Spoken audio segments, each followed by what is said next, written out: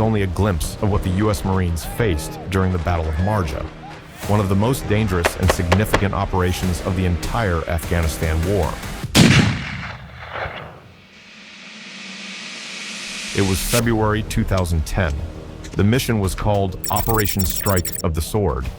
The target was Marjah, a sprawling canal-laced town in Helmand province, known as the Taliban's last major logistical and narcotics fortress, a shadow capital and a stronghold untouched by coalition forces for years. This was more than just a mission. It was a brutal house-to-house fight for control of towns, canals, and Taliban strongholds that had gone untouched. And the enemy wasn't just waiting. No, they were embedded deep. They had turned the village into a fortress. The terrain itself was the enemy's ally. Marines weren't just moving through dusty streets. They were wading through flooded irrigation ditches, clearing dense poppy fields, and fighting to gain control of mud brick compounds, where the enemy had the upper hand. The Marines entered into the village and surrounding area mostly on foot. Every alley, doorway, and field hid a potential ambush. The advance came to an abrupt, violent stop. A deafening concussion tore through the field as the Marines' worst nightmare unfolded in an instant. An IED, buried directly beneath their boots, detonated without warning. Dust and debris erupted around the squad. Shouts filled the air, and then came the desperate calls for a medic. I'm bleeding! Give us it!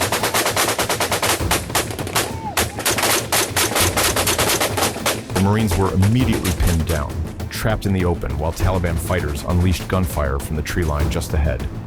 You can actually see rounds snapping into the dirt only inches from a Marine's leg.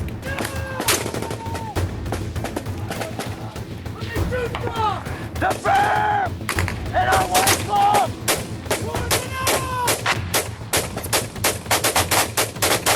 Back here, Bay! Changing my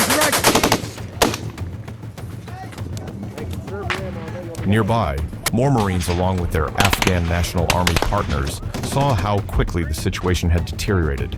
Without hesitation, they rushed forward, dropping into firing positions and unleashing a wall of suppressive fire. M16s cracked in sharp, disciplined bursts, while the M249 saw thundered, their streams of tracer fire tearing into the tree line where the enemy fighters were dug in and fortified. Let me know when you need to call off this fire. The first squad of Marines, caught in the blast and initial ambush, were finally saved when the reinforcing element behind them pushed up and laid down overwhelming suppressive fire. But even with the momentum shifting, the fight was far from over. Enemy PKMs hammered the field from concealed firing holes. Snipers cracked rounds from deep inside the tree line. The Marines were still taking heavy, accurate fire, and the chaos hadn't let up for a second.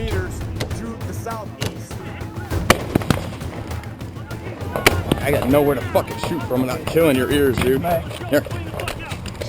One of the Marines wounded in the initial explosion began to fade fast. The blast had torn into him badly, and he was losing blood at an alarming rate. The corpsman sprinted through fire, sliding into the ditch beside him and immediately working to stop the bleeding. Despite everything the corpsman did in those frantic minutes, the Marine's injuries were beyond saving. He passed away shortly after.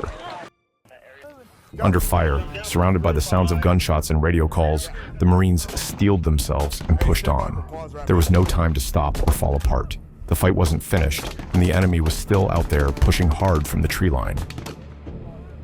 The advance was brutally slow. The battle quickly became a grinding fight for meters. The Taliban didn't fight in organized lines either. They didn't need to.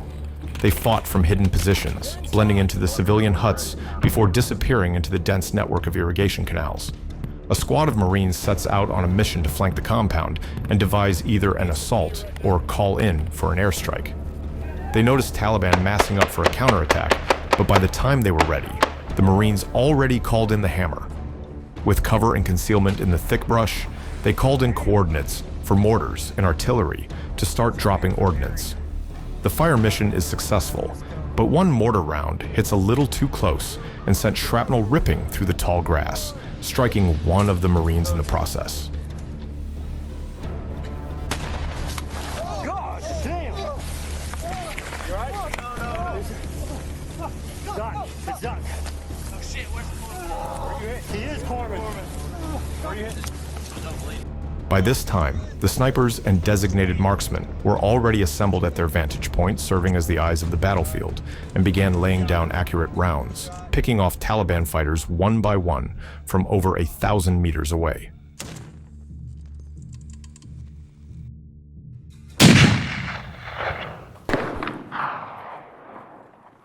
You hear the sharp, distinctive crack of a high-caliber 50-caliber rounds, silencing the Taliban PKM gunners with precision shots.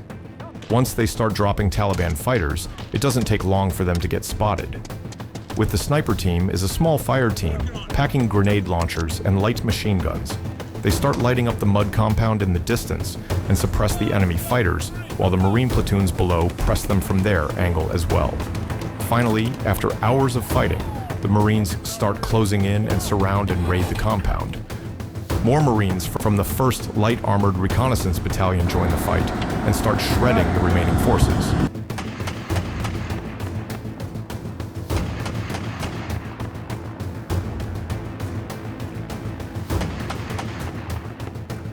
The American LAV starts tearing apart the Taliban position with its 25mm cannon. The rounds punch through the mud huts like cardboard. With most of their fighters down, they don't stand a chance anymore. Just as the fight seems to be nearly over, more Taliban forces make themselves known as they ambush some of the armored elements that had just arrived. Only the locals fully understood. The Marines had seen this tactic before, fighters disappearing into the earth, only to emerge hundreds of meters away in a new firing position. And this time, the risk was even greater. For the armor rolling up behind them, those tunnels were a nightmare. Any one of these fighters could surface with an RPG on their shoulder, take a single perfectly placed shot, and disable a tank or MRAP instantly.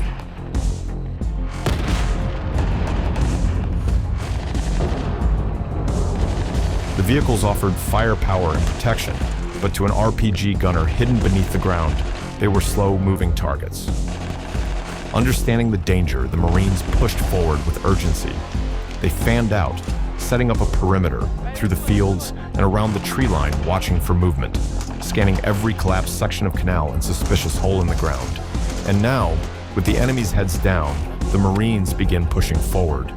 Friendly Afghan forces fire RPGs and Marine fire teams, suppress as others move up for the assault.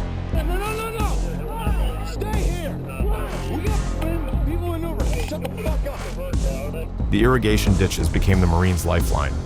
Dug deep into the farmland and snaking through the fields like trenches, they offered the only real cover in the open kill zone. From down in the ditch, everything changed. The enemy's line of sight was broken. The fields that had once left the Marines exposed now worked in their favor, allowing them to advance low, fast, and protected. The Taliban were still firing, but the intensity had shifted. The first ferocious burst of the ambush had drained their momentum. Their fire became sporadic, panicked, desperate. They had expected the IED to cripple the patrol entirely.